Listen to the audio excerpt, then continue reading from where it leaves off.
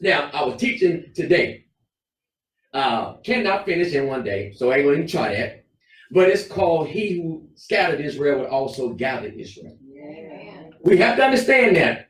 Now, if you've been watching me on Mondays and Thursday, you know that I've been teaching, let no man deceive you. Deception is running wild. It's going to even increase. That's right. There are two deceptions that is going worldwide, and I can prove it through scripture. Okay? I don't care what they report on TV, it must be verified by the book. I don't care what they report in church, it must be verified by the book. Okay? There's two deceptions that is going on and been going on ever since, I say one been going on ever since 1948. Okay? Counterfeit, fake. I'm going to prove that easy by the book. And the other is a people claiming that they're the people. Now, that might make most in the Christian world feel uncomfortable.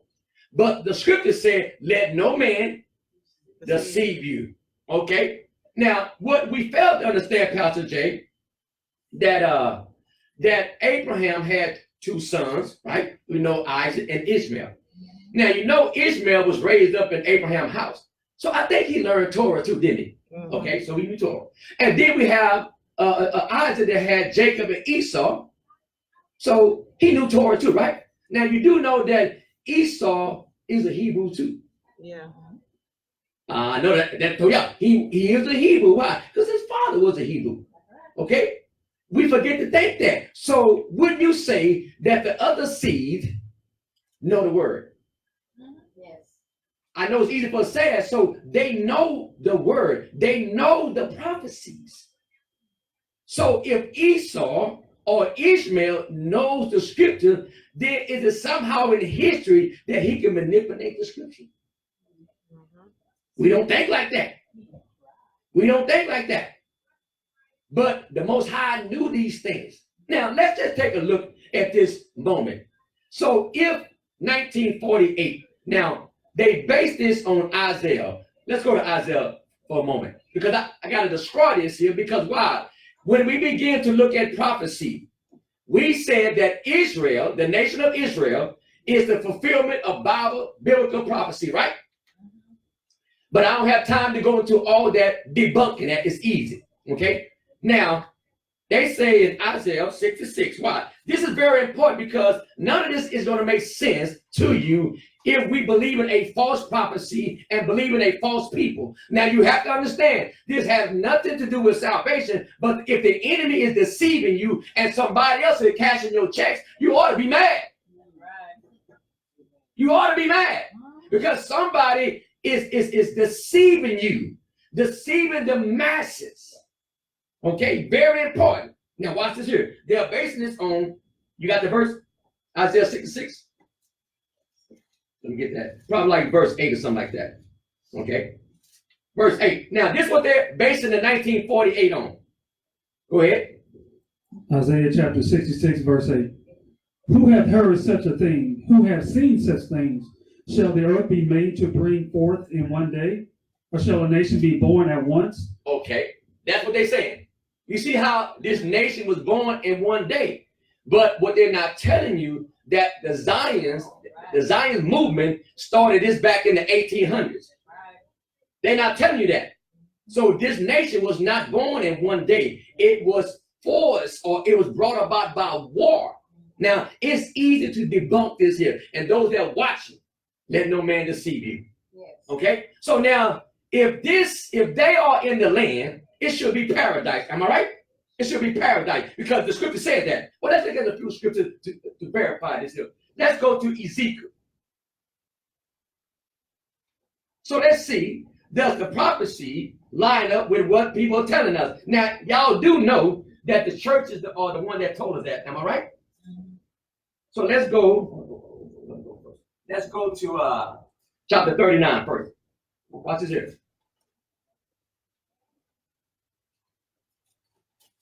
So all I'm going to do today is just allow the word to speak for itself. Now, watch this here. Now, the headline is here is Israel being restored. and I said before, and I will continue to say it until the Moshiach come. You cannot call a nation Israel if all 12 tribes are not there. You cannot. You cannot. Okay? So now let's look at what the scripture says about the return of Israel. Okay? Go ahead in verse chapter 39. Let's pick it up in verse 21. And all we're going to do for a moment is just allow the word to speak for us. Go ahead. Ezekiel chapter 39, verse 21. And I will set my glory among the heathen, and all the heathen shall see my judgment that I have executed in my hand that I have laid upon them. So the house of Israel shall know that I am Jehovah their power from the day and forward.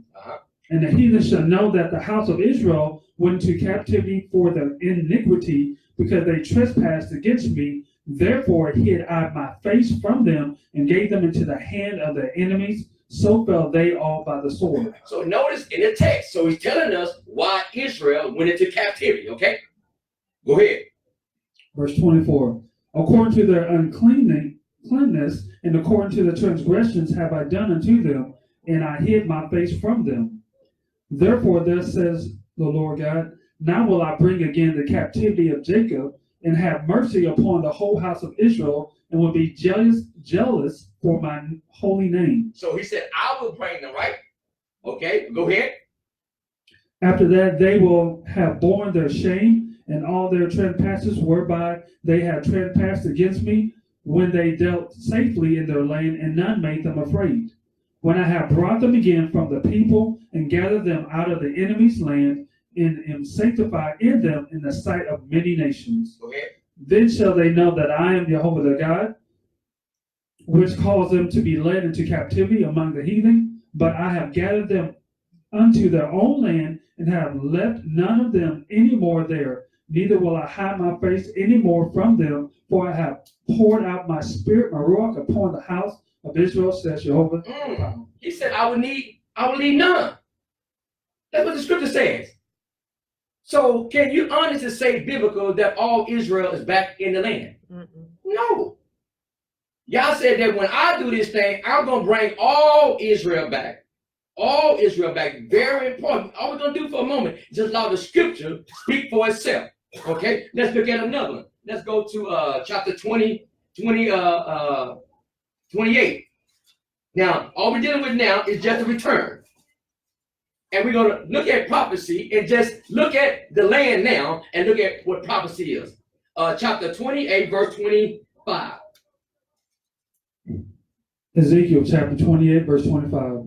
Thus says Jehovah God, when I shall have gathered the house of Israel from the people among whom they are scattered, and shall be sanctified in them in the sight of the heathen, then shall they dwell in their land that I have given to my servant Jacob, and they shall dwell safely there. Hold on. Dwell what? Safely. Is they safe over there?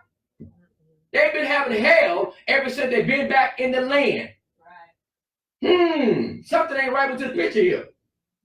If that's a biblical prophecy, but something ain't right with this here. They shall dwell safely. Yes. So y'all saying when I do it, they're going to be safe. But if somebody else do it, they have no peace. Because I can show you in the book of Kings, where when the king took the northern kingdom out of the land, he put other people in the land. Now this is that's a very powerful verse right there. He brought in other people and set them in the land. Now think about it. All these nations he put in the land. So after generation passed and passed, when people grow up, they'll think they're the original people of the land. Right.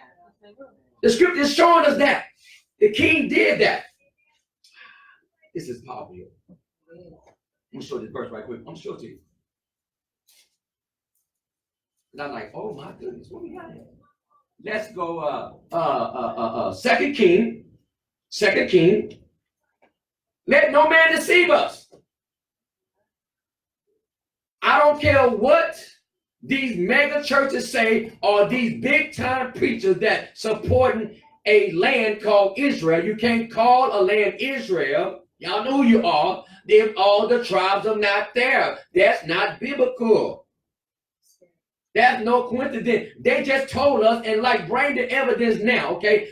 That was awakening. We say, oh, no, we want some evidence now. Right. Show us the evidence. And we have more evidence against that. I'm not going by what you say. I'm going by what the word says. Very important. Now watch this here. I'm going to show you how crafty the enemy is. Then we'll go back. Go to 2 Kings chapter 17. Now, this is when the northern kingdom is going into captivity. Go ahead in verse 24. 2 Kings chapter 17, verse 24. And the king of Assyria brought men from Babylon, and from Cutha, and from Ava, and from Hamath, and from Sepharvaim, and placed them in the cities of Samaria instead of the children of Israel. And they possessed Samaria, and dwelt in the cities thereof. And so it was at the beginning of their dwelling there, that they feared not Jehovah. Therefore the Lord sent lions among them. Okay, notice all the people that he brought and set in. He took out the original people out of the land. Then he brought in some more people, okay? Now what is this very important here? Go ahead. And sent lions among them, which slew some of them. Wherefore spake the king of Assyria, saying, the nations which hast removed and placed in the cities of Samaria know not the manner of Jehovah of the land. Therefore he had sent lions among them, and behold, they slew them, because they know not the manner of Yah of the land. Then the king of Assyria commanded, saying, carry thither one of the priests which ye have brought from hence, and let them go and dwell there, and let them teach them the manner of Yah of the land. Notice that. I want y'all to look what the scripture is saying. And so when we look at the people in the land, are they practicing Torah? Are they practicing the Mishnah? Or all the other books? They're not practicing Torah. We can see that now, huh? Don't we? We can see that. They're not practicing Torah. But because modern Christianity don't know what Torah look like, because they spend so much time saying it's done away with, they're not practicing Torah. They're not. Don't make me break out some more evidence on this stuff. They're not breaking it. They're not practicing that. They're doing the all Torah, okay? Kabbalah, all these things. They're not practicing Torah. And if you begin to study Torah, you'll see they're not. Now, notice that the people in the land didn't know how to observe the Torah. And guess what they did? They went back and got one of Judah and brought them back and taught them. So now, watch this here. It says here, this is very important. It says, verse 27 again. Read that verse again. Then the king of Assyria commanded, saying, carry thither one of the priests which ye have brought from thence, and let them go and dwell there, and let them teach the manner of Jehovah of the land. Now, so they're teaching, I'm telling you this prophecy. So he's teaching them. They don't know. It's like someone that don't know how to do the job, but the boss man called you and you teach them. Then he put you back in the mail room. Right, that's right. That's what's going on here. So they don't know the custom. This is how the enemy works. He put the people in the land to teach them. But the people did not fear Jehovah. But watch this here. Go ahead, verse 28. Then one of the priests whom they have carried away from Samaria came and dwelt in Bethel, and taught them how they should fear Jehovah. Now, watch this here. This is very important. Use me. I don't care. Just use me. Now, watch this here. The place that he's talking about is in Samaria. That's very important, because when later on in the first century, Yeshua will say, it must need be I go to what? Samaria. Why? Because that's why that Yehuda didn't mess with those in Samaria, because they knew that they was mixed breed. They was mixed with paganism. They knew that. And how did it start? Right here. So we got mixed things. You say in Jerusalem where we should go. But our father Jacob said, see, it was a confusion between the people. But Yeshua said, listen, woman, the time come, right? So this is alluding back to that. The people had learned half Torah and learned half Babylon. That's why we got all these people with different cultures. Very important. So it says here that in Bethel was the priest whom they carried away to Samaria. Verse 29. Very important. 29. Howbeit every nation made gods of their own. Oh, did you see that? So now all they're doing is teaching the people how to do sacrifice. I'm gonna show you how to bring the offering, but my heart ain't right. See, I'm bringing the offering because I don't want the God of the land to send his animals again to attack us. And so now they have a form of godliness. They look like the people, but they're not the people. I'm telling you, Israel, I'm telling church, we got to do a little more investigation. Got to do a little more investigation and stop letting people tell us who they are. Let's verify this with the scriptures. Go ahead. And put them in the houses of the high places which the Samaritans have made, every nation in their cities wherein they dwelt. And the men of Babylon made Succoth beneath. The men of Cuth made. Do you see that? They keep it Succoth, but not in the name of Yah. Go ahead. This is crazy here. And the men of Cuth made Nebo, and the men of Hamath made Ashmanah. Go ahead. And the Abites made Nebnus and Tarkik, and the Seraphites birthed their children in fire to Abimelech, to Adrammelech, and Anamelech. All this is going on in the land. This is what the heathen are doing. Go ahead. Verse 32. So they feared Jehovah and made unto themselves of the lowest of them priests. Look what's going on. Now, you know, if this was established around, I could say like 931, so this stuff just continued. So by the time that Yeshua comes along on the scene, this was going on. They said, why your disciples don't keep the tradition of the elders? Okay, where that stuff come from? Babylon. Every time that we went into exile, other groups came out with us. I tell the people, and just think about this here, my brothers and sisters in the house. If a people was scattered throughout all the world, right? Now, watch this here. So now, if they come back to Israel, if we were scattered among all the people, should we come back different colors or one color? So why in the world that we don't use common sense? The scriptures say that I will scatter you throughout all nations. So if this is of Yah, a return back to the land, why they came back one color? Selah. My brothers and sisters, don't be deceived. Let no man deceive us. See, we never thought about that, did we? No, we didn't. Why we never ask questions? That's how I know that this is a great awakening by Yah. We're waking up out of slumber. That's why Paul said, "Waken thou sleeping." So now we're waking up. We were put to sleep by religion, but now we're waking up. Bring it to the table. If you think I'm teaching something false, bring it to the table. All right. I don't care who you are. Bring it to the table. But I do know my colors. I'm going to leave it like that. Now watch this here. Verse 33, right? Now watch it. This is a powerful statement right here. Go ahead. Okay. And made unto themselves of the lowest of them priests of high places, were sacrificed for them in the places or in the houses of the high places. Verse 33. They feared the Jehovah, or the God, or the Lord, and served their own gods. That's a powerful verse right there.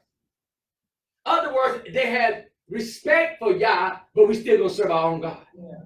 Do you know that people can have respect for your God and still serve their own God? Yeah. Think about that. That's what they're talking about right there. They knew how to please the God of the land, but I still got to deal with Bela, or Baal, or Marduk, their God. So they knew the only reason that they was coming to the temple bringing sacrifice because they didn't want the lions on them. So they feared Yah, but they served their own God.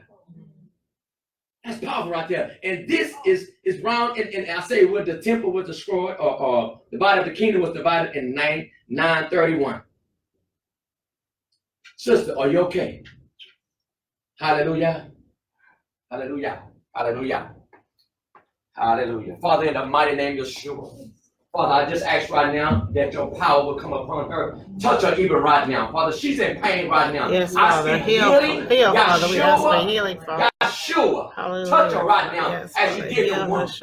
Oh, touch it as you did the leopard. Yeshua, touch her right now. We ask right now that she will be able to enjoy your word today, your presence. You say that if we call your Shabbat a delight, you will give us the rest that we need. Father. You said in your word that we shall lay hands on the sick and we shall recover today. Yes. We claim it according to thy word. Hallelujah, let us Father. Receive your healing today. Hallelujah, Father.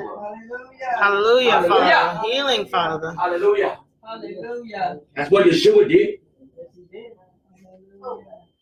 Healing, Father. Amen. Hallelujah. Amen. Hallelujah. Hallelujah. Touch her, Father. Hallelujah. Let the word heal her today, Father. Hallelujah. Let the word heal her today, Father. Let the word heal her today. Thank you, Father. Heal her. Hallelujah. Hallelujah. Amen. Amen. Hallelujah. What was it? 33. Hallelujah. Hallelujah. So they feared the Lord and served their own gods, after the manner of the nations whom they carried away from thence. Watch this here. Verse 34.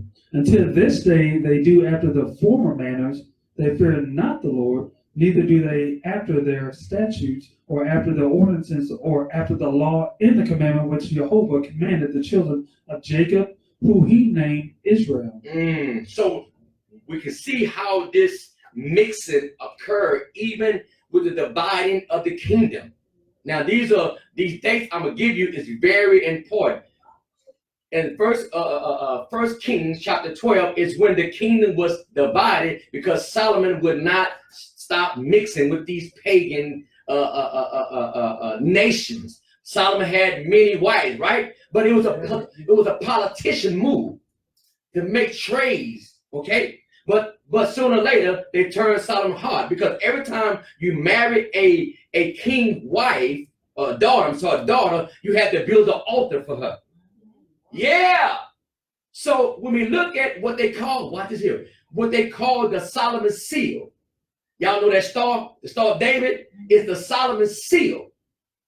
But when you look at the Solomon seal, you take one pyramid that's dressed like this here, it has 666. Okay? Then you take another one, turn it upside down, 666. That's called the Solomon seal. We call it the shield of David. But no, that was when Solomon went into paganism. Solomon went into adultery. The Most High said, I came to you twice. You would not listen. So yes, that is a pagan symbol. That symbol go all the way back to King Solomon. That's where they got that from. And when you look at it, if you take another look at it and you see how the pyramids are made, right? The pyramids. What's above, then you turn one below, so as below. That's paganism straight up front. As above, so below. Very important we understand that. So we can see that the Egyptian was open to that stuff. So all they did was took two pyramids and have one upright and one going under. That's all it is. That's where you get that from. And so no, that's not the shield of David. You can say it's the shield of Solomon, yeah, in his pagan state. Yes, sir. Oh, it's too much history out here. So now we see that the people came into the land. Now in 931, this is what I want you to write down. In 931 was when the kingdom was divided. Very important, because we're going to talk about it later on why Yeshua had to come. And the question that they asked him in Acts 1:6, would thou at this time restore the kingdom to Israel? That's a very important question right there. So in 931, the kingdom was divided. And they would not listen to all the prophets. So around 722 is another date. 722, the northern kingdom. Let me backtrack for a moment. When the kingdom was divided, it became the northern kingdom and the southern kingdom. You got to know that to this very day, we are still divided. It's called the two houses. Yes. The northern kingdom and the southern kingdom. The northern kingdom went into captivity in 722 BC by the king of Assyria. Very important. We understand this biblical, because this was going to display in what we call the New Testament. Now, that's the northern kingdom. Now, you would think that the southern kingdom, Judah, would behave, but they did not. So in 586, a man by the king Nebuchadnezzar came and took Judah into captivity. Okay? 586. Now, they went into captivity. We know for 70 years. According to Jeremiah, he says 70 years you shall be into captivity. That is the southern kingdom known as Judah in 586. Now, when you begin to learn our history, we'll see in 538, 536, that a man by the name of King Cyrus, this is where we get the book of Ezra and Esther and Nehemiah, dealing with the restoration. So now the southern kingdom, which is Judah in 536 or 538, came back into the land. But you know that we didn't come back by ourselves. There are always people coming back with us. Just even today, let us begin a march. Watch how other groups want to join us. Why is that? It started off as a good march, and then below, I know, here come the homosexual and the lesbian, and everybody want to join our march. It has always been like that. Always been like that. Nothing new. That shows you the power of influence that we have. Ain't nobody ever wanted to be like Larry Bird. They wanted to be like who? Mike. I just thought I'd throw that in. So now in 536, now this is very important because when we went back into the land, other nations came back with us. We're going to learn that in the book of Ezra and Nehemiah. So I'm setting up the scene so that when we start and go back to the very beginning, and we're going to look at Genesis, not today, Genesis chapter 10 is the most important chapter in the Bible. And it's the most neglected chapter in the Bible. That's very important. Why? Because in Genesis chapter 10, everybody that's alive today, every race, every nation can trace themselves back to these three boys. And why we don't take time out to do that? Because why? We'll find out who's really who.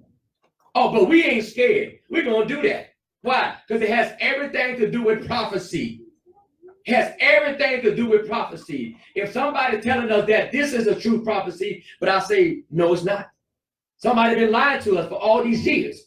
And so our understanding who the people is and understand what prophecy is has to do with the last days. If you get it wrong, you can be in trouble. I promise you, if you get it wrong, just like if somebody by accident, somebody perpetrated and said, and came and picked up your check. And it just had to be a young lady who didn't really know you. She just started, and she come, some say, well, I'm Sharon, I'm going to pick up my check. Because the lady didn't know you, she gave your check away. See, because you and I didn't know these things, somebody been cashing our checks. How? I'm trying to tell y'all.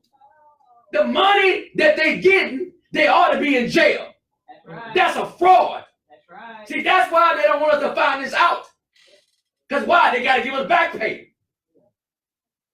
Somebody, why don't make you mad? Somebody been cashing out a check. Big checks too. Somebody been cashing out checks. Living off of our inheritance. That's right. And they expect us not to be mad. Oh, one of that. Even who was that little Bo P said somebody been sleeping in my bed? Was that old cartoon or somebody been eating my parts and all this stuff? That's what we're saying. Mm-hmm. And we have enough evidence that we can take this stuff to the UN. Yep. Yes, we can. We got enough evidence we can take this stuff to the UN. Can't go no higher than that. And we walk in. Can you imagine just Pastor Jay walking in there with all this evidence? The old Torah, the Torah itself tell you, this is why it's very important. And if Christian pastors say it's not, they are being deceived. Yes. Whether inattention, and what the other one? Intention, that's right. Already. Yeah. So we cannot be afraid to go into the kingdom, listen, in the courtroom of the world to address this issue. That's right.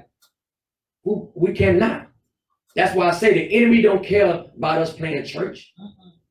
No, let's go to business. She said, somebody been sleeping in my bed. Yeah. So all I'm saying that we recognize that somebody is in our land. Mm-hmm. Somebody been cashing out checks. Right. Now, it might not matter to you. but it matters to us and our children and the sojourner and the soul stranger, everybody that's going to join us. It's very important. Now watch this. I'm going to show you some more. So now let's look at this here. This is what I want to show you here. Let's go to Acts 1:6.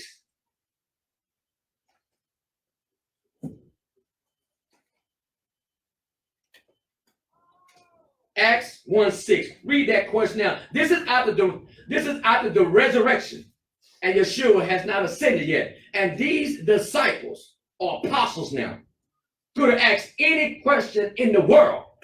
Could have asked any question. When you coming back? Could ask anything. But they know that he is the Mashiach. And this question they asked. Verse 6. Acts chapter 1, verse 6. When they therefore were come together, they asked of him, saying, Lord, wilt thou at this time restore again the kingdom of Israel? That's the question.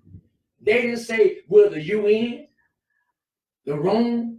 No, they understood that it's the Mashiach's job was to restore the kingdom, to bring both houses back together. Oh, we're going to look at Ezekiel chapter 37 that has not been fulfilled today.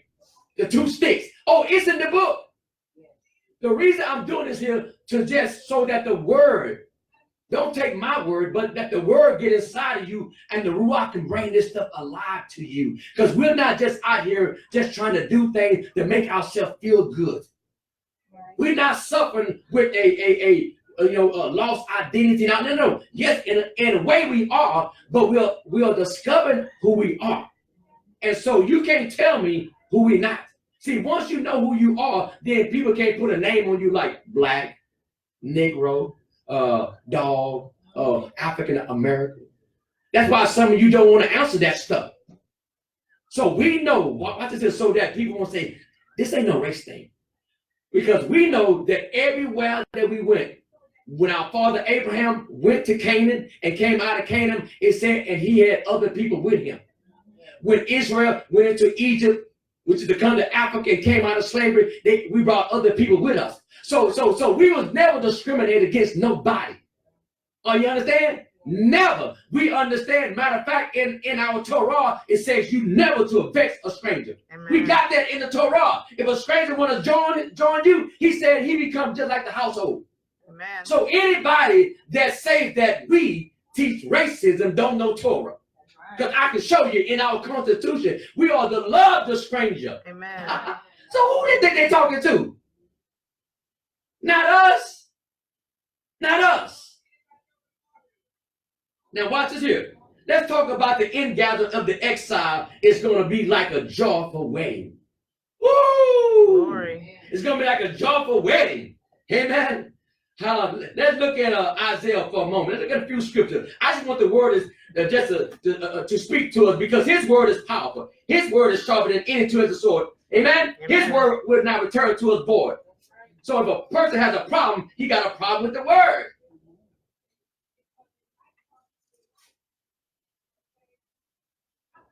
What did I say again? Let me see. I might not. I want to skip that. Okay, yeah. Isaiah 51, verse 3. Okay? Now just think about the ingathering of the exile is like a joyful wedding. Isaiah 51, 3.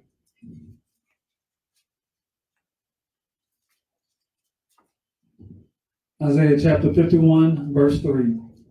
And Jehovah shall comfort Zion. He will comfort all her waste places, and he will make her wilderness like Eden, and her desert like the garden of Jehovah. Huh?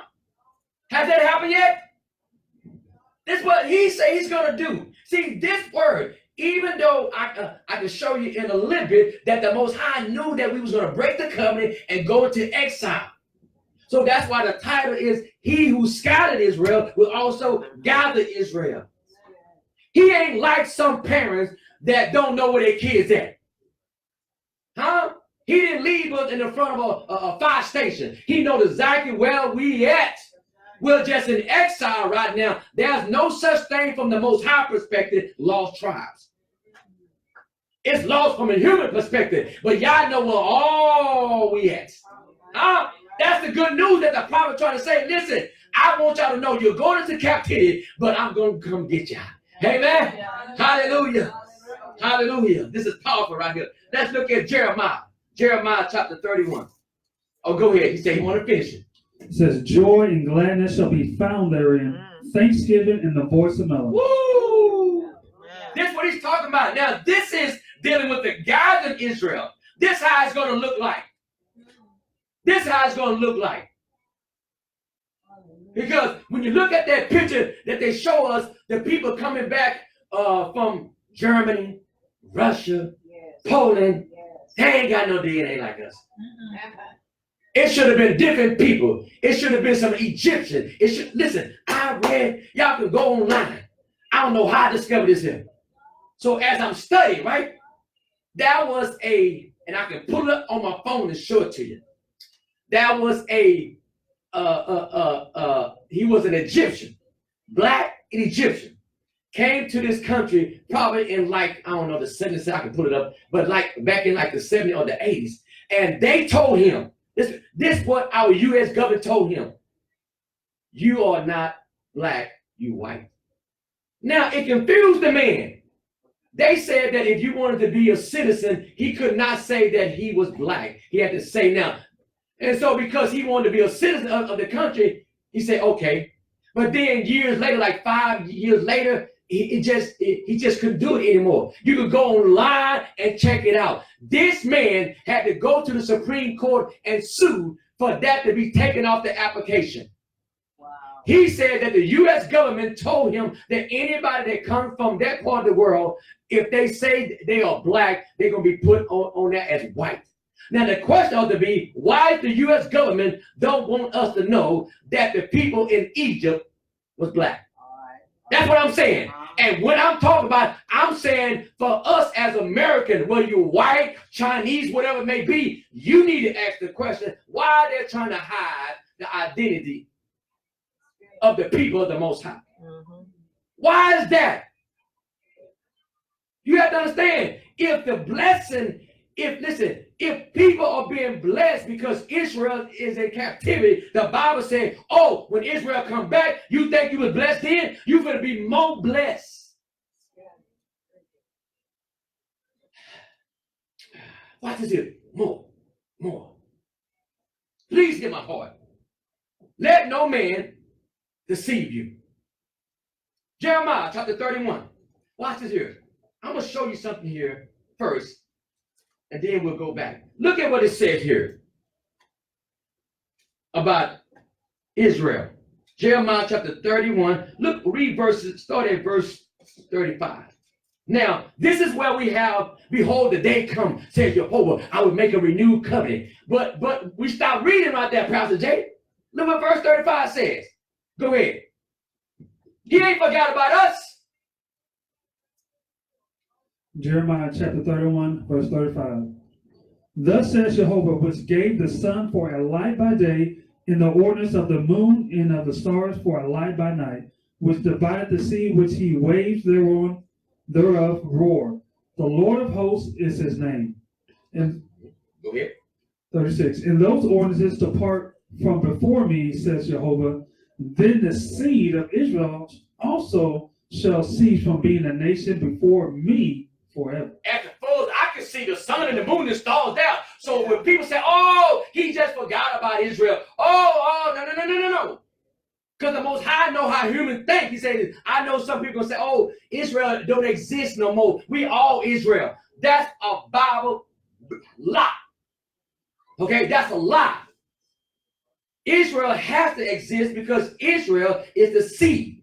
It's the seed where all nations is going to be blessed. You see, we're not going to allow the country that was built on racism for us to teach biblical things. Is not racism. It's called truth. Amen. That's what it is. It is what it is. Right. They're saying, listen, Israel right now, Israel today is a mixed multitude. There is a physical Israel, and then there's no such thing. Let me say this here. There's no such thing as spiritual Israel. So if somebody join us, they're not spiritual. They join us. My Spanish brother John, they join us. We have to understand. This is a community. So when the true Israel comes, it's going to be all different colors. Amen. That's how you know Israel. Not just one color. Very important. We understand that. But we have to understand who. Let me keep on going.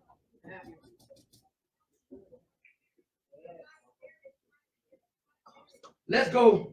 We there, right? Chapter 31. Okay. Watch this here. Let's look at verse 10. Watch this here. Listen, I'm trying to show us 1948 don't fly. And I ain't even got time pulling up the Bible. You go check that out yourself. You can prove that easy. But I'm allowing the word of Yah to show us that when he do this thing, it's going to be right. Hallelujah. Go ahead. Jeremiah 31, verse 10. Hear the word of Pastor Jehovah. Sherman. Hear the word of Pastor Sherman. Hear the word of Jehovah. That's what he said. Go ahead.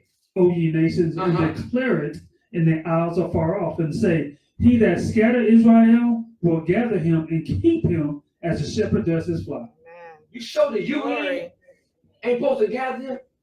You say, no, you say that the see, why? Because they've been pimping Yah people. They've been pimping my Christian brothers, my Baptist brothers. Why? Because they love Yah. And because they love Yah, they've been sending money for years and years. My Christian brothers are going to be upset when they find out the whole truth and nothing but the truth.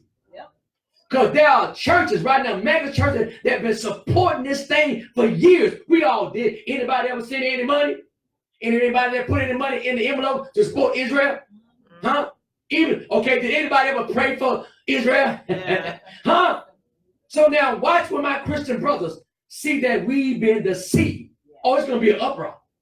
It's going to be an uproar. I promise you. It's going to be an uproar in the church. So he that scattered Israel will also gather Israel. Go ahead.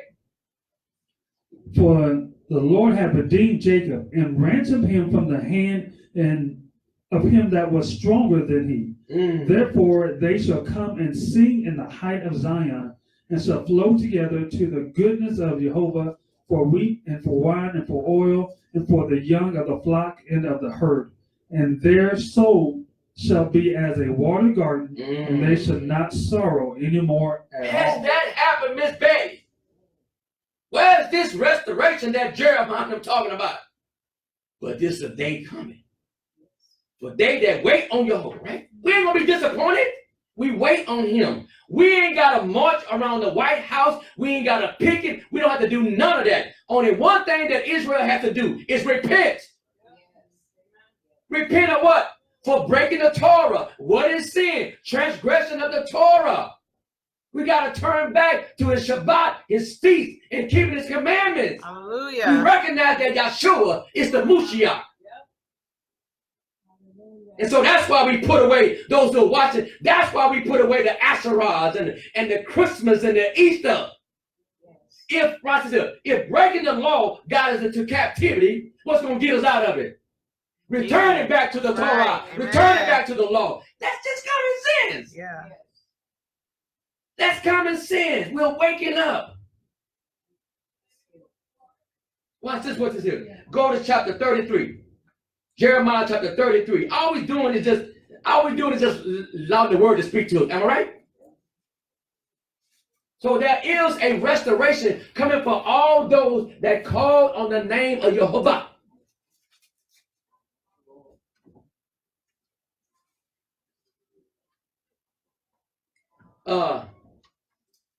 Let's pick it up in verse 6.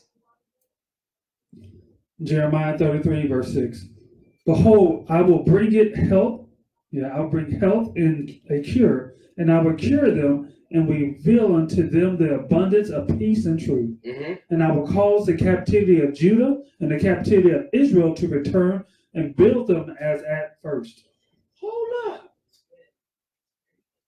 He said Israel and Judah. Why? Because the house is divided. Right. If you got two kids and you got in trouble and your kids was taken care of by grandma, but now you done pay your duty to society, do you want one of your kids to come back home or both of them? I want both kids to come back home. And that's what y'all saying. I'm bringing all my kids back home. And although they're joined my kids, they coming back home. I'm mad because I see the check being cashed. Go ahead. Verse 8. And I will cleanse them from all their iniquity whereby they have sinned against me. And I will pardon all their iniquities whereby they have sinned and whereby they have transgressed against me. Transgress. That's why we're in captivity. Pick it up in verse 14. Jeremiah 33:14. Behold, the days come, says Jehovah, that I will perform that good thing which I have promised unto the house of Israel and to the house of Yehudah. Go ahead. That's powerful.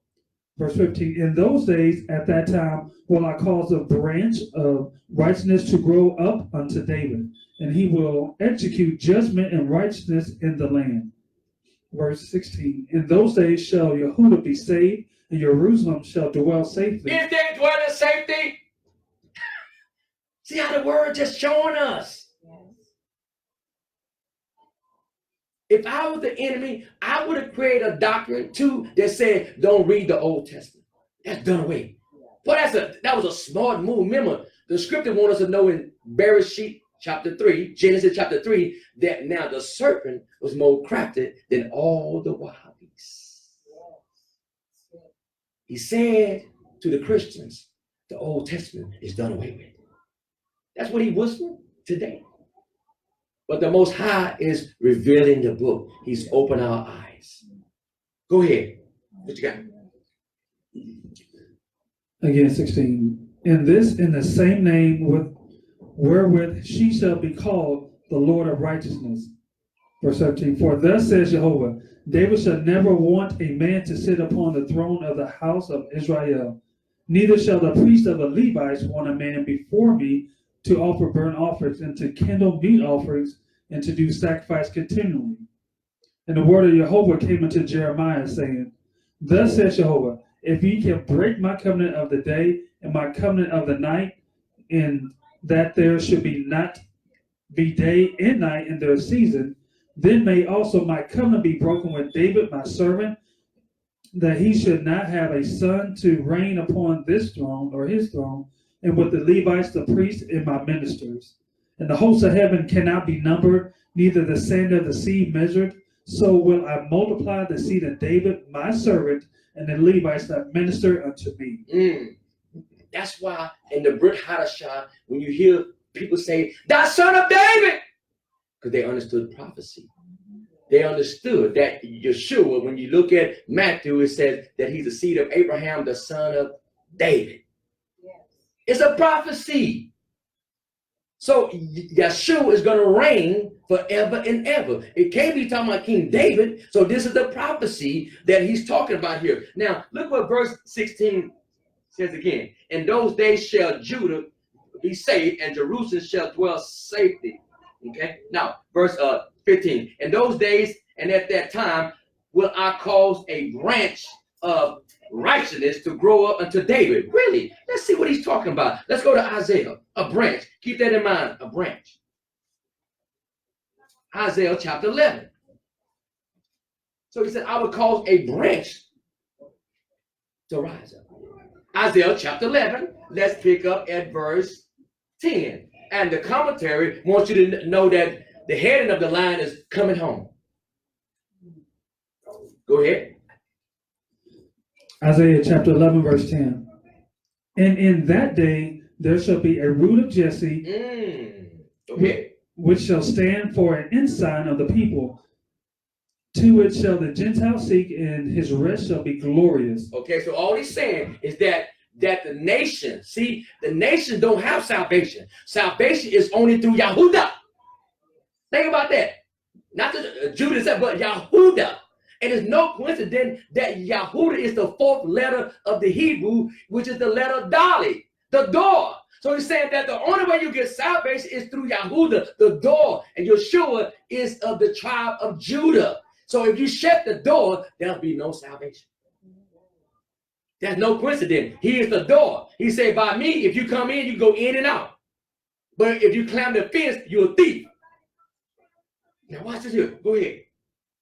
Watch it. Oh, this powerful right here. Verse 11. And it shall come to pass in that day that Jehovah shall set his hand again the second time Meaning, the second time to do what? to recover the remnant of his people, which shall be left from Assyria, and from Egypt, and from Pathros, and from Cush, and from Elam, and from Shinar, from Hamath, and from the islands of the sea. And he shall set up an ensign for the nations, and shall assemble the outcasts of Israel, and gather together the dispersed of Yehudah from the four corners of the earth. Has that happened yet? You can't. Russia and Poland and that ain't four corners. We've been duped. In our Christian upbringing, we've been duped. We've been duped. The enemy has deceived us. Yes, he has. Once he created that doctrine, the Old Testament is done away with. He know that his demise is in this book. His demise is in this book. So when I read the letters of Paul and them, you don't know what's going on. You don't know what's going on. But it's in the Tanakh from Genesis to Malachi is his demise. He's exposed. See, but in the New Testament, so-called New Testament, you don't see his action. You don't see it. Because why? We see that the New Testament is like a commentary on the Old Testament.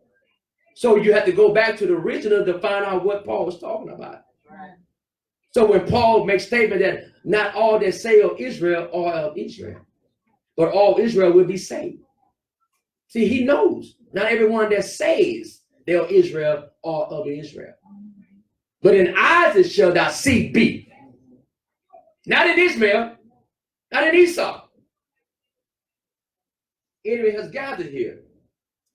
Ooh, this is powerful right here. Now, let's go to, let me see what I got here.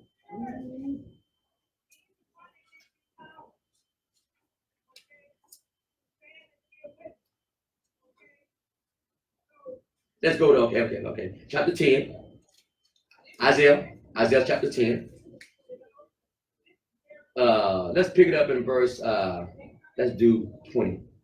Now, this is the same title. See, they notice here, the heading of this chapter is a remnant will return. Not everybody, we have a pattern. I can take you back from when they first came out of, now, y'all actually think that everybody that came out of Egypt, did everybody come? No. It always people that stayed behind. You think that when they came back from the Babylonian captivity, did everybody come back? No. That's a pattern. So you think that what's happening now that everybody's gonna come back? No, that's a remnant. If you gotta just think about it, I'm just saying everybody's not gonna return. Go ahead, verse 20. Isaiah chapter 10, verse 20. And it shall come to pass in that day that the remnant of Israel, such as are escaped of the house of Jacob, shall no more again stay upon him that smote them, but shall stay upon Jehovah, the Holy One of Israel, in truth. The remnant shall return, even the remnant of Jacob, unto the mighty Yah. For though my people of Israel be as the sand of the sea, yet a remnant of them shall return. The consumption, the creed shall overflow with righteousness. You see that? Everybody's not going to embrace this. Everybody's not going to return. And it's always based on comfort. See? It's always based on comfort. You cannot walk this path. You cannot, if the Ruach does not open your mind. That's why Yahshua says that I give these things to babes. See, those that got education, they already educate themselves from this truth. Why? Because they already been told what to tell and been taught. So when they open their book, their Bible school understanding is already there. It's tailored for them. So if you get them off their script, they're lost. You see what I'm talking about? Very important. Because why? It's set up by the enemy. The whole system is set up by the seed to deceive the masses. That's what the book of Revelation says. The dragon who had deceived the whole world. This is powerful. This is very important because it has everything to do with end time prophecy. And if my eyes is over there in the land, it's in the wrong place. Nobody supposed to be in the land. No, the northern kingdom or the southern kingdom supposed to be in the land. Nobody. Okay, let me show you. Go to Luke.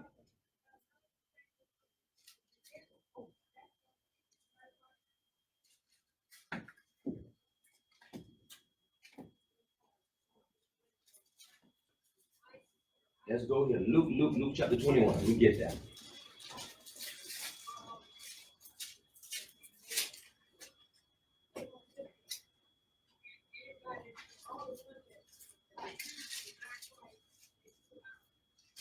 Luke chapter 21. Now, this is Yeshua teaching about the destruction of Jerusalem. Okay? We'll just read verse 24.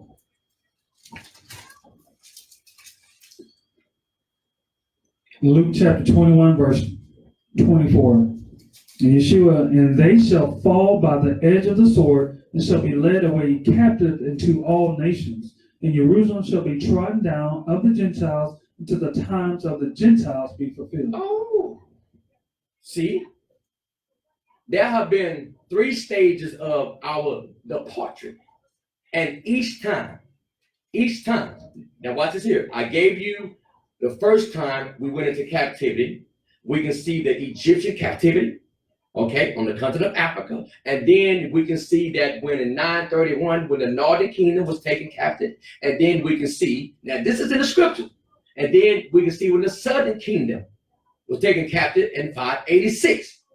The one that Yeshua is talking about is that when they say, I'm going to show you this, how this verse here, then we're going to come back. Go to Matthew chapter 24. So nobody who, now, according to this verse, that only Gentiles should be in the land. Now, no northern kingdom, no southern kingdom, until the time of the Gentiles. Very important, is in the book. So if somebody in the land, they're false. This is what he said. Now, watch this here. Matthew chapter 24. They asked him, we'll pick it up in verse 1. Matthew chapter 24, verse 1. And Yeshua went out and departed from the temple, and his disciples came to him for to show him the buildings of the temple. And Yeshua said unto them, See ye not all these things? Verily I say unto you, there shall not be left here one stone upon another that shall not be thrown down. Now, hold up for a second. What is that wall about? He said, now, the man, I don't believe him. He said, now, one stone. What is that then? What is that? Something ain't right with the picture. He said, now, one stone. So they're looking at the temple, right? He said, now, one stone. And so they say that's part of the temple, right? But he said it should be now one stone. So who you going to believe? The master? Or what the UN or somebody told us? Father. Not one stone. Oh, I put the paper in the wall because I didn't know no better. But the Bible said not one stone upon another. Now, this astonished them. Why? Because how long did it take Herod to build that temple? This was called Herod Temple. And that's why Yeshua didn't want to go in it. That's Herod Temple. Try to please the people with his politician move.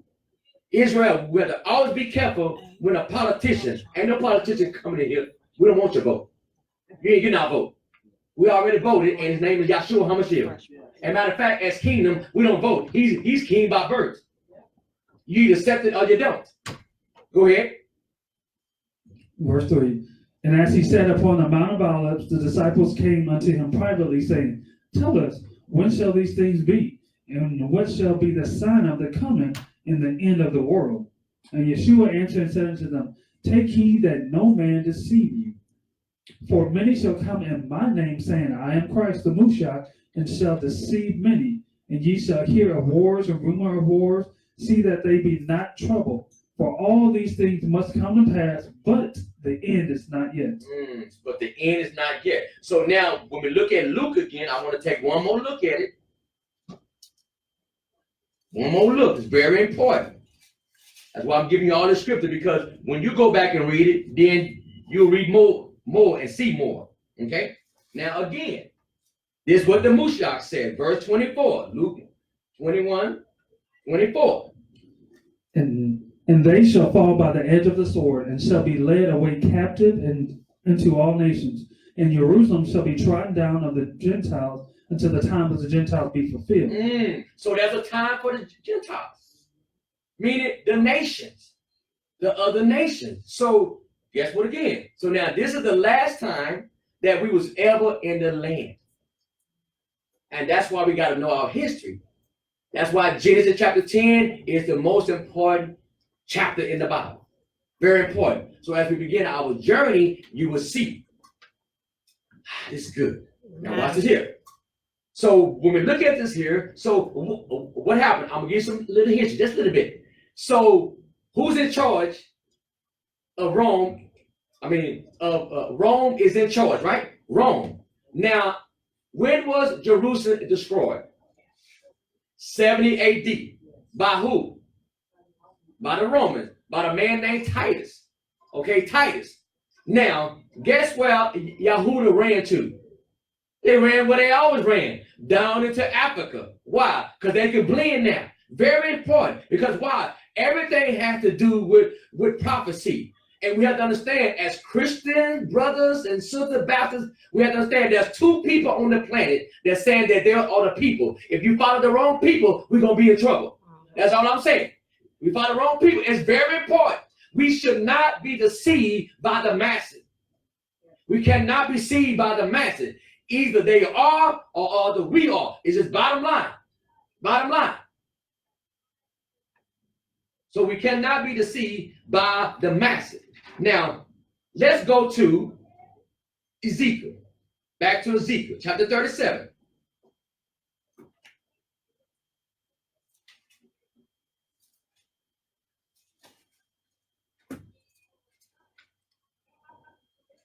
Matter of fact, we're going to get there, but I want to show you something else first. Go back to Jeremiah. Jeremiah chapter 30. See why? Because the greatest, listen, what's on the Most High calendar right now, okay? They told us that Israel was the prophetic clock. Am I right, Brother Roy? Yeah. Roy, Israel is the clock. But Yeshua said, let no man deceive you. I don't care if I supported him for 20 years. If I find out that they are not, or any candidate, why would you continue to support that? You support a lie. So now if Israel is the prophetic clock, and we are discovered as a congregation, as a people, they are not, then that clock is set wrong. That's good. That clock is set wrong, and we was ticking on that. Had us all like zombies. But the Spirit of God is open our eyes. We could not front this out by ourselves. That's right. That's what I'm trying to say. We could not discover this here. Me and Roy and Miss Bernie has been to Israel. Y'all think all of a sudden that we so smart now? This is the same book I had for years. So this how I know it's an opening eye of the Ruach. This is opening eyes. Amen. This is the last, because he's pouring out his Spirit. It's awakening. And whether it be, listen, I have saw more black pastors speak against this awakening than anybody. And they ain't stupid. They know something going on. I hear both sides, but it's most the coon. Well, Malcolm X called the house. You know what I'm talking about. But what I'm saying, I'm for all people. Israel, I'm for Israel. Amen. I'm for anyone who say Yeshua HaMashiach is the king. Glory. He is the Savior. Yes. So we ain't tripping about that. But if Israel is the time clock, and if we look at the wrong clock, is there any way I can make the point? No. That's what I'm saying. There's a mass deception going on. And any pastor don't believe me, come. Let us reason together. Let us reason together. And don't tell me that it doesn't matter, because the Most High, you go find out how many prophecies about Israel. And tell the Most High that it doesn't matter. Because Israel is a sign for all nations. For all nations.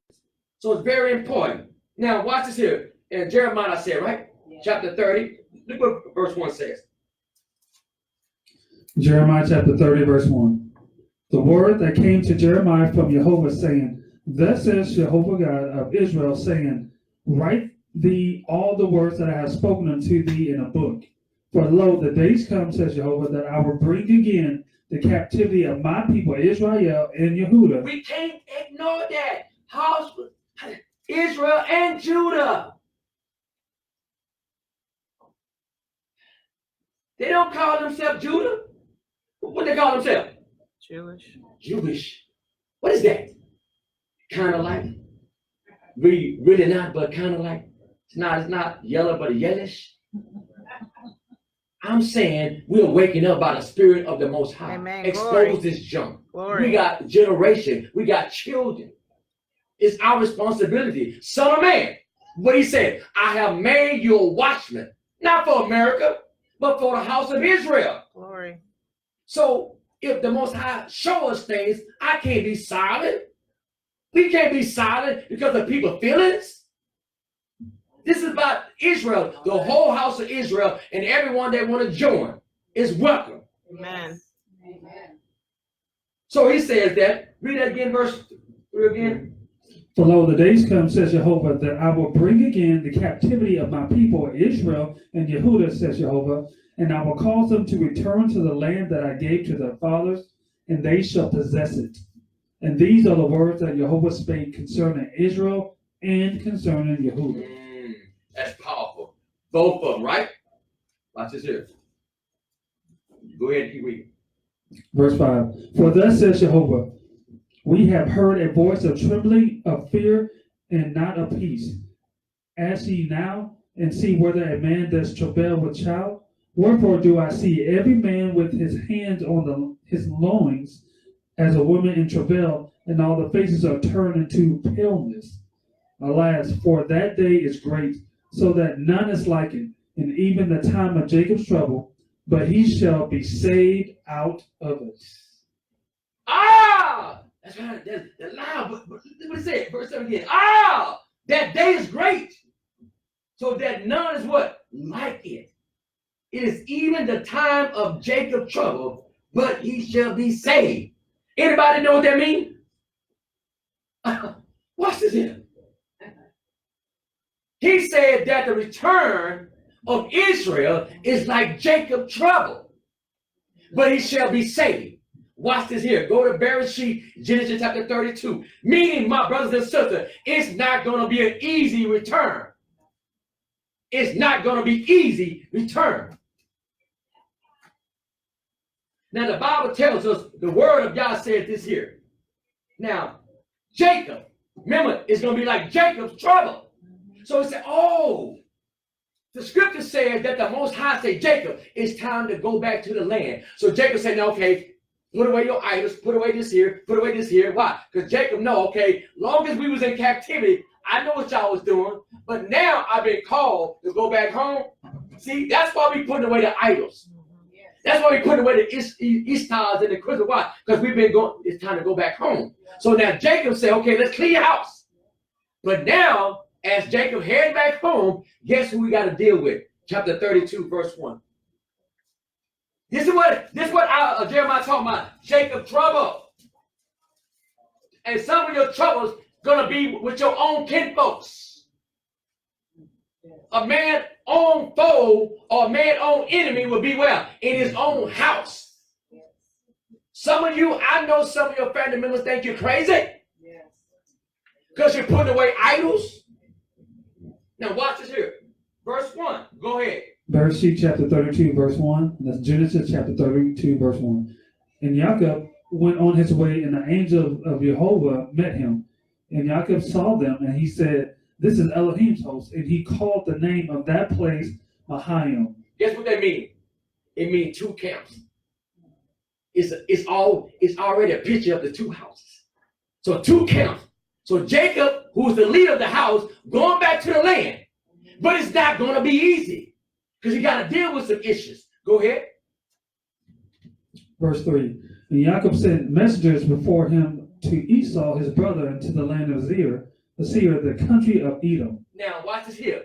This is us to the T. Because we always want to keep peace. We always want to keep peace. Just give us our mules and our land and we fine. So Jacob has to deal with Esau that represent the other seed.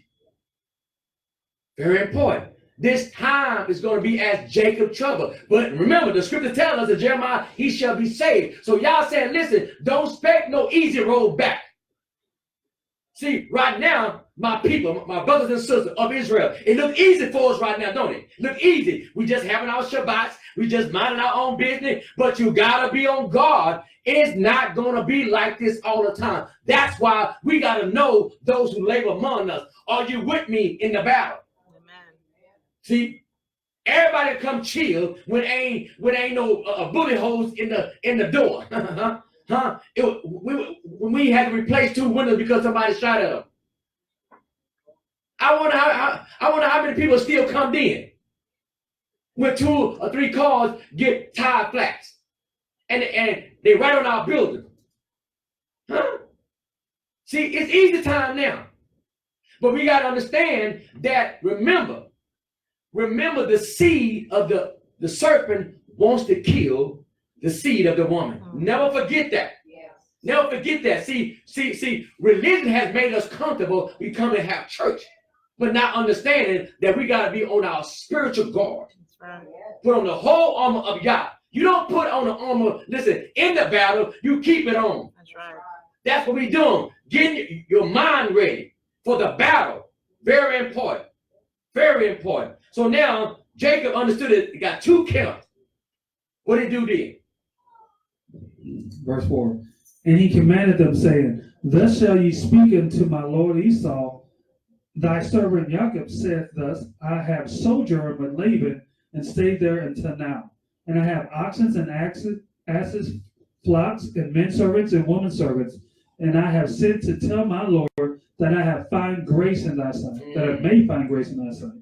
And the messengers returned to Jacob, saying, We came to thy brother Esau, and also he come to meet thee, and 400 men with him. Oh, Jacob trouble.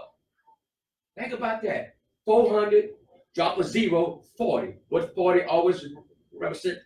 Test. But we saw in Jeremiah that it's going to be as our time, it's going to be as Jacob trouble, but we shall be what? Saved. It's going to look like it. It's going to look like they're against us. So many, we outnumber. But Jehovah fighting for us. Oh, yeah. Hold our peace. Yeah. So those that think that we have to stock up machine guns and hand grenades, you're deceiving yourself. See, I want Jehovah to fight for us. Amen. Because why? He ain't got to do nothing. The Bible said that one time our angels slew how many? About 120,000 while they slept. We ain't got to fight. Yeshua say, listen, let that sword go. I can call how many legions? It's showing us. We don't have to fight. We ain't got to do none of that. When the time is right. Go ahead.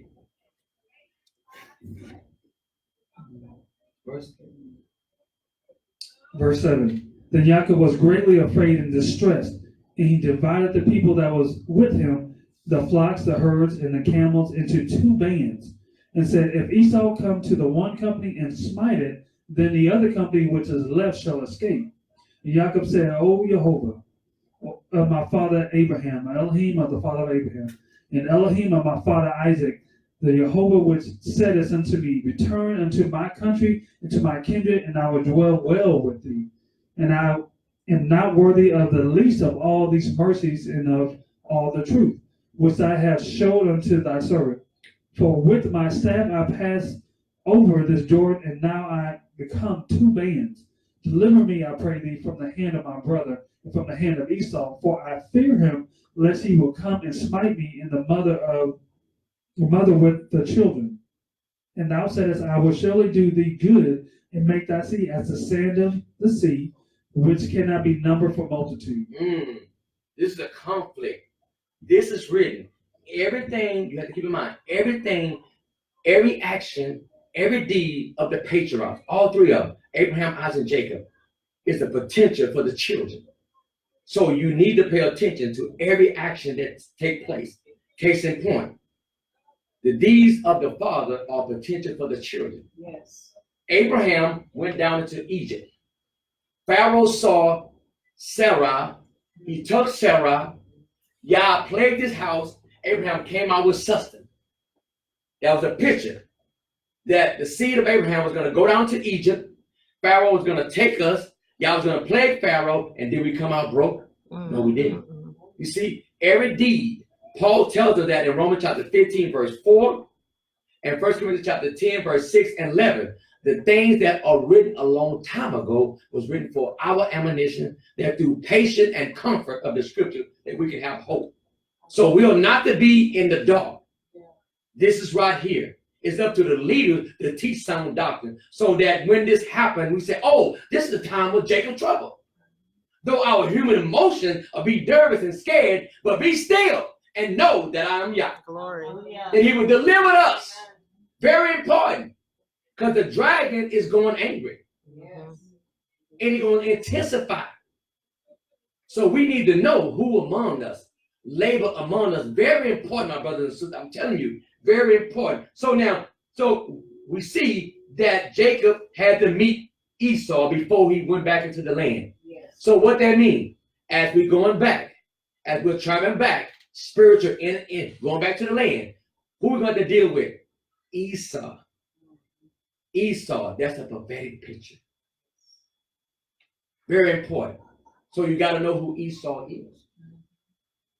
You got to know. You got to know who Esau is. Now watch this here, and I'm going to move on. Look at what chapter 33, verse 1 says. Bereshit chapter 33, verse 1. That's Genesis chapter 33, verse 1. Mm-hmm. And Jacob lifted up his eyes and looked, and behold, Esau came, and with him 400 men, and he divided the children unto Leah and unto Rachel and unto the two handmaids. And he put the handmaids and their children foremost, and Leah and her children after, and Rachel and Joseph hindermost. And he passed over before him and bowed himself to the ground 7 times until he came near to his brother. And Esau ran to meet him and embraced him and fell on his neck and kissed him, and they wept. Mm-hmm. Now, I ain't got time for it, but I will advise you to look at this verse here in Hebrew. Okay? If you look it up in Hebrew, it gives you the infants that I might send you to go get my book so I can show them to you. On the shelf is the book of Bereshit on the top shelf, facing the wall. Look at it, please. Bereshit, Genesis. The Art Scroll one.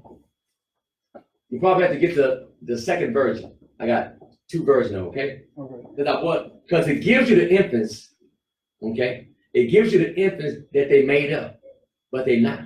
They did not. Because, That's what it sounds like. sound like. But that's why I say English doesn't do it no justice. That's why I want you to see it. It's the Art Scroll. If he ain't find it, it's the Art Scroll. It's on the new bookshelf that you bought. So now in the Hebrew, Pastor Jay, what you're gonna see is this here, okay? On the word meat, you're gonna see these kind of dots. Now, why is that? Why the text like dot, dot, dot, dot, dot?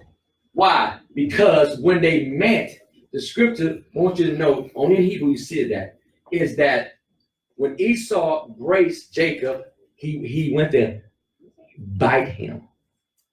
He bit his neck.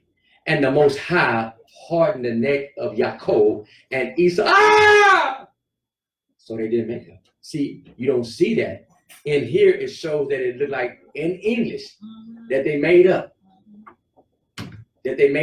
But they didn't. As he find it, it's the second, find this chapter here, and find that verse for me, then I'll show it to you. Chapter 3, okay? So as he finding that, very important. Very important. Now, I want you to show something else here. That when it comes to Israel, what's happening now is there is a awakening, okay? Awakening. And he brings that out in the book of Ezekiel chapter 37. See, we fall in love with the song, dry bone, dry bone. No, no, no. This is a prophecy of end time that's showing. Now, when you look at and understand the book of Ezekiel, Ezekiel and Daniel are the only ones that speak, that gives us insight what happened to the southern kingdom while they was in captivity. No other book does that. So if you want to know what was going on in the book of or in the southern kingdom captivity, you have to read Ezekiel and Daniel. Tells you, it gives you insight or behind the scene. So in this chapter here, chapter 37, that the Most High want us to know that though it seemed like you are dead, because it's going to open up with the dry bone. What you see, son of man, and you see bones, not just bones, but they're dry. Yes. Now, this is a picture of captivity. Look like no return. Did you find it? Okay. Pass this around so people can see that. Okay. So now he wants them to see, right? He wants them to understand that though you're going into captivity, though it seems like there's no return, but you will return. And this is what this chapter is about. This chapter is about. Now, what he says here, and the hand of Jehovah was upon me. Watch this here. And he carried me out in the spirit, right? The spirit of Jehovah, and he set me down. Watch this, down in the midst of the valley, which was full of bones.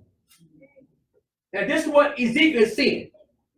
In the spirit, a valley full of dry bones.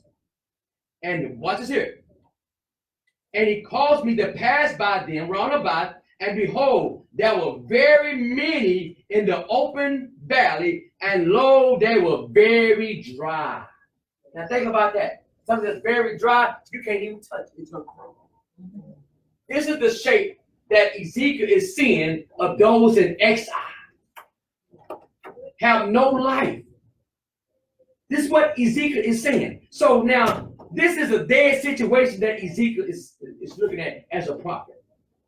Now watch this here. So now he sees these bones, right? And he said unto me, son of man, can these bones live? Now how would you answer that? I mean, just be honest. Can these bones live? Now the answer to me like, no. It seemed like that there's no hope. And listen, this is written to show Israel. Now remember, this is written to Israel. So as we read this here, don't it look hopeless for us? Don't it look hopeless? Think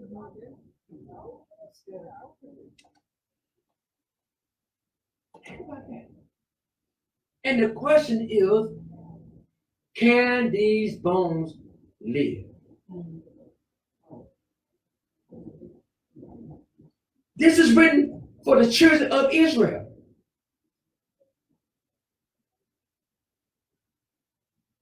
That's the question. And he said, I answer. Now, this word answer is very important because it's the word amah. And it's the same word that when the Most High Speaker said, and he said, amah, meaning with a command, with a statement. And he said, let there be light. So when Ezekiel said, amah, he said, thou know it. That's what he's saying, Miss Betty. Thou know it is a command statement. He said, Adonai, Jehovah, thou know it. The word know it is yadah. You have an intimate knowledge. You know it. And he says, again, he said it to me, prophesy. What he said, my wife, he said, okay, if you believe it, then talk to him.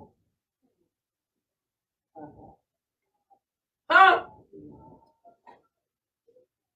Can you imagine? You sitting there watching Ezekiel and he's talking to dead bones. You think he crazy right now? You think he lose his mind? In these days, the Most High is going to cause us to speak to things to other people. It's like impossible. Why y'all doing that? That doesn't make sense. But Ezekiel began to prophesy unto the bones. He said to me, prophesy unto the bones. In other words, speak to the bones. Speak to this dead situation. Speak to this lifeless situation. And say unto them, all you dry bones, hear the word of Ezekiel. Does it say that? No. Hear the word of Jehovah. Because why? His word has the power. Glory. His word has the power. Continue to receive your healing. Continue to be restored. He said in his word, we shall lay hands on the sick, they shall recover. Continue to receive your healing. Hallelujah. We can speak to dead situation. I speak life into my bank account. Amen.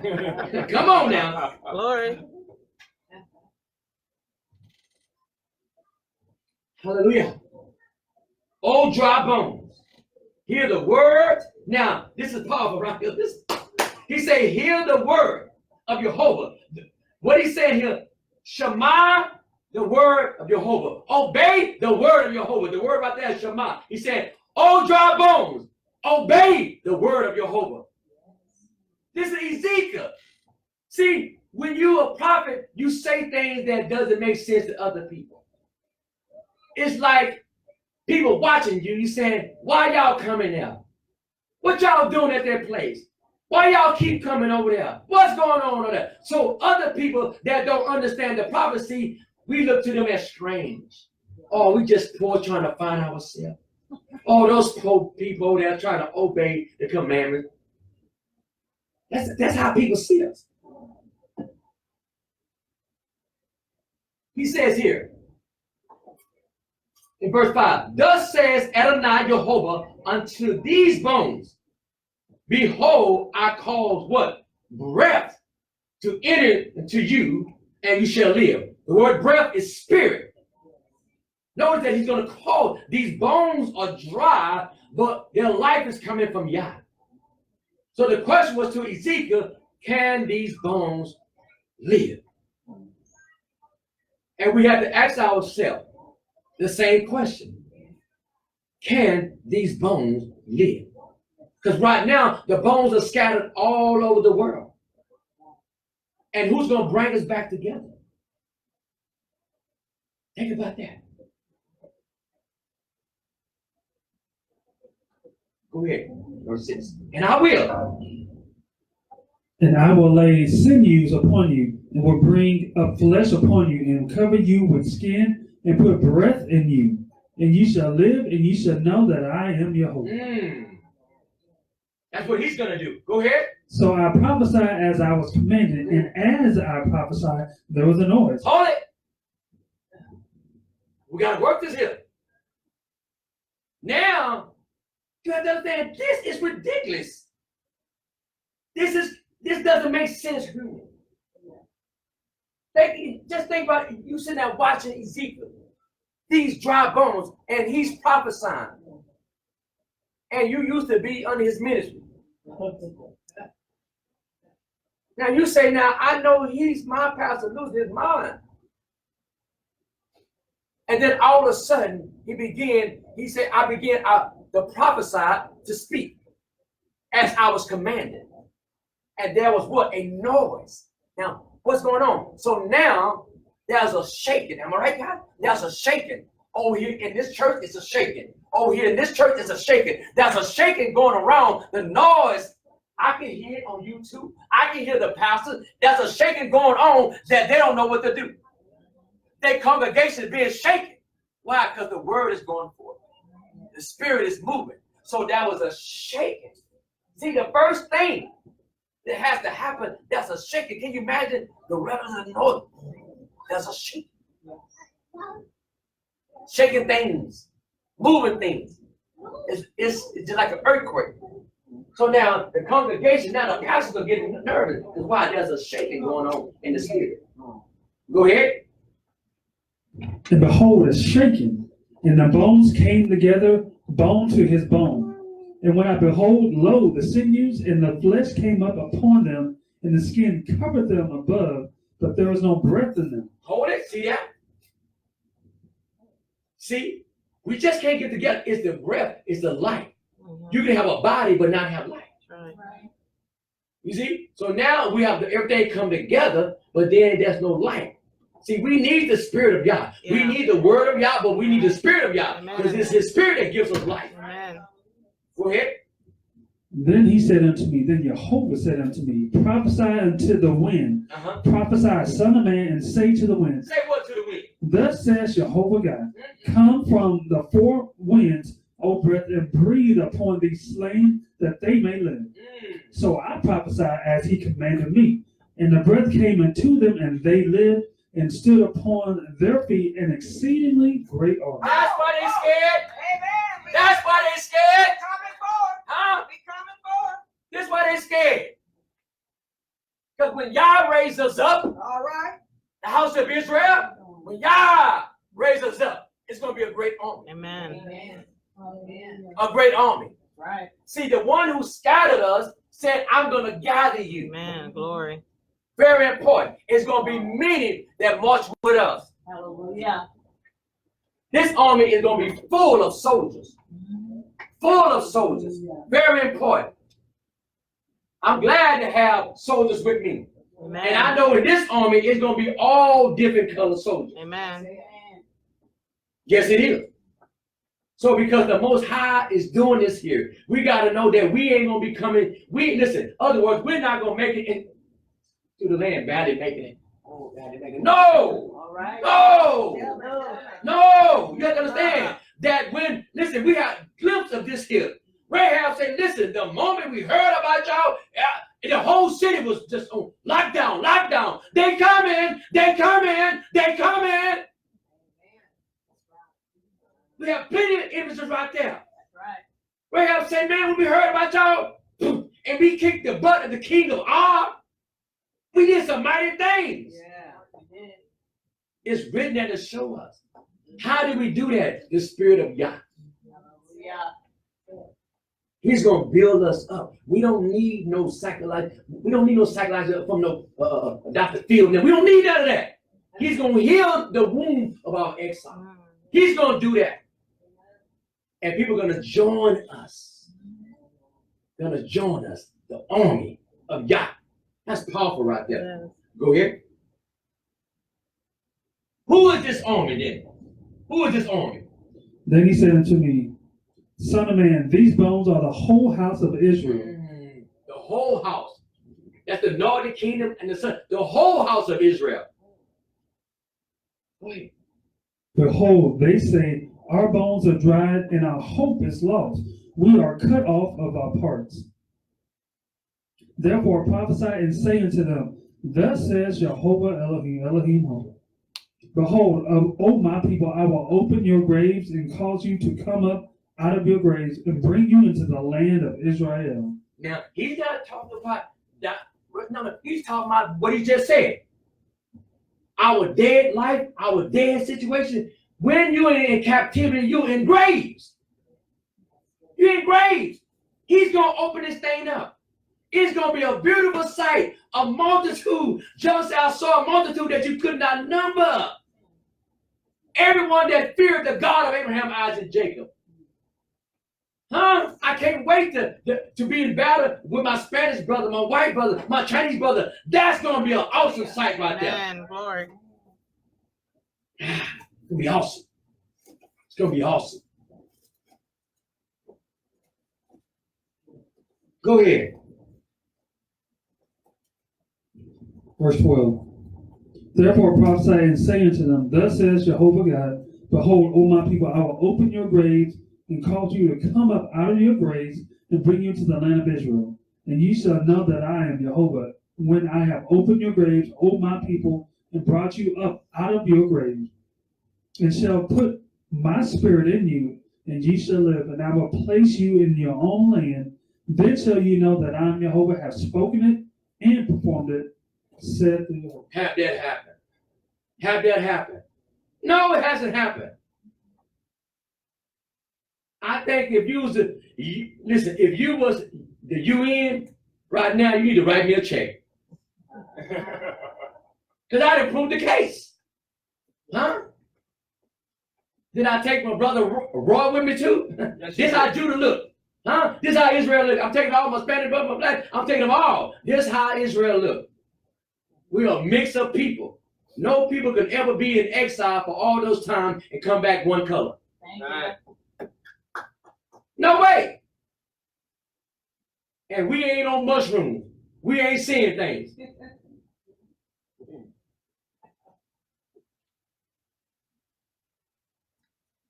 I shall put my spirit in you, and you shall and shall place you in your own land.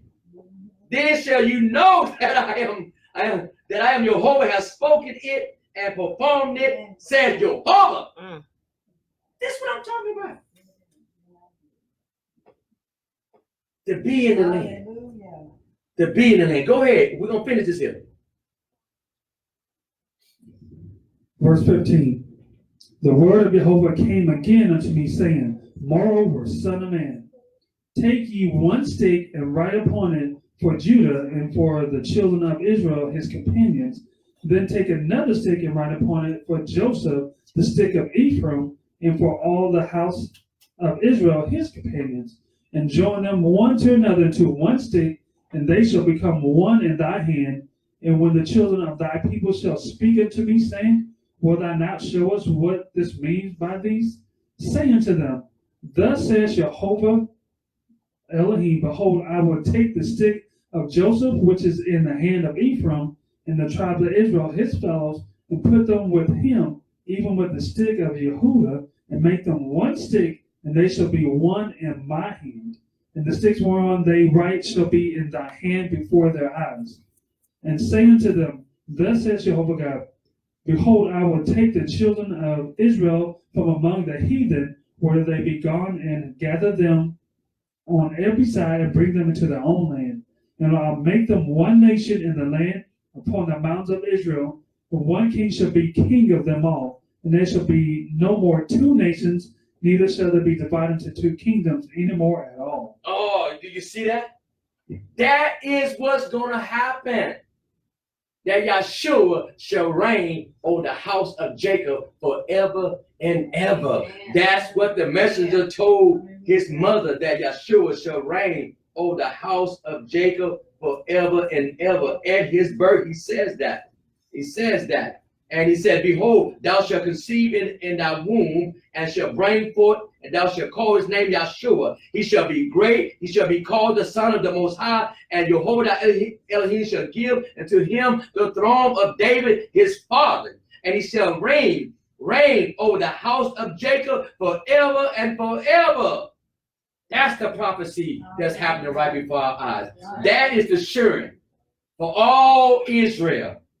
All Israel. That's what's happening right before our eyes. The great awakening. The great awakening. This is powerful. This is powerful. And so we are not to allow anybody to tell us any different. It's very important that we know these things.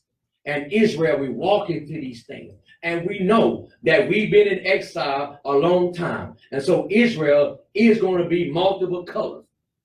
Am I right? Yeah. They will be.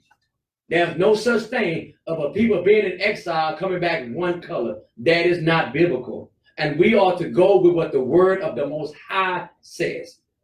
So Israel, we need to prepare ourselves for the king. Prepare ourselves for battle. Prepare ourselves for war. And the war you're dealing with now is in your mind. Yes. To walk in his statutes and his commandments.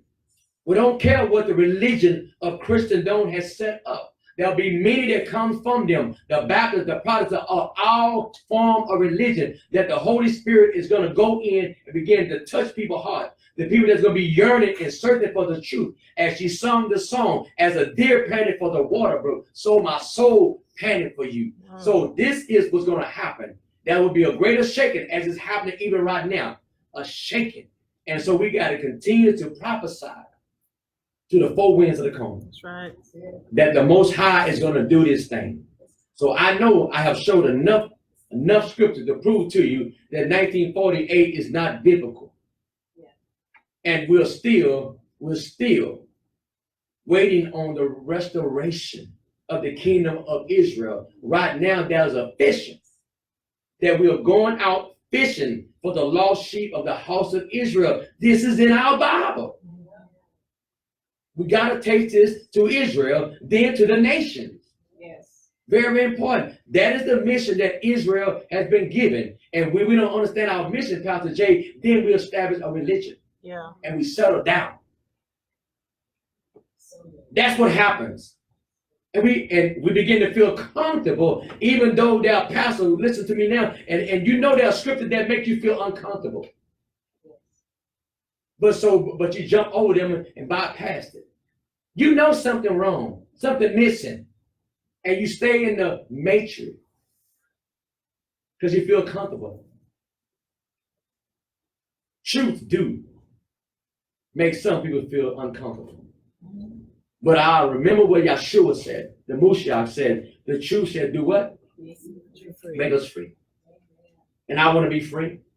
Free from the dogma of man. I want all Israel to be set free from the dogma of man. We in this together. We in this together. Very important. So nobody can ever say that Israel is one color. Israel is a multitude of colors. Glory. Very important. So in closing, that what we ought to be looking for is the restoration of the kingdom of Israel. That's what's on the most high clock. Not us having all these stuff that we do in the name of religion.